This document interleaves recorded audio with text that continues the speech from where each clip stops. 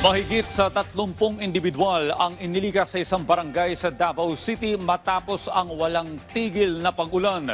Yan ang ulat ni Jaira Mondes ng PTV Davao.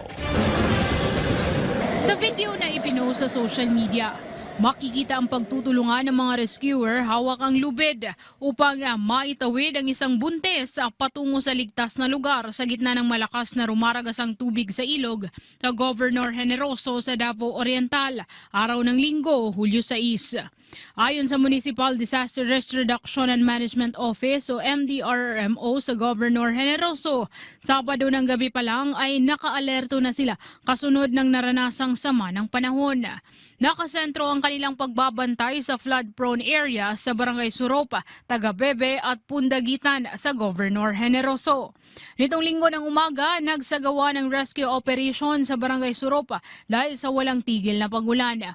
Umabot sa 15 pamilya o nasa higit at 30 individual ang inilikas. Inuna lang namin yung mga bata, priority yung mga bata at saka yung matanda. Tapos yung iba naiwan na doon sa kanilang bahay para magbantay.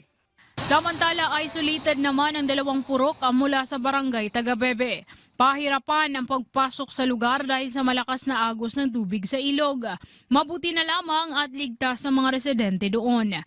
Habang sa barangay Pundagitan, higit 100 bahay, barangay hall, pati na ang simbahan ang pinasok ng tubig, baha at putik dahil sa walang tigil ng pagulan. Ngayon, inaantay namin yung mga final reports ng mga barangay kung ano na ang sitwasyon sa yung mga na-isolate na purok nila.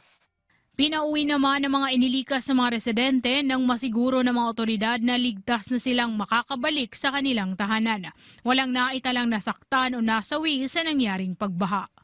Mula rito sa PTV Davao, Jaira Mondes para sa Pambansang TV sa Bagong Pilipinas.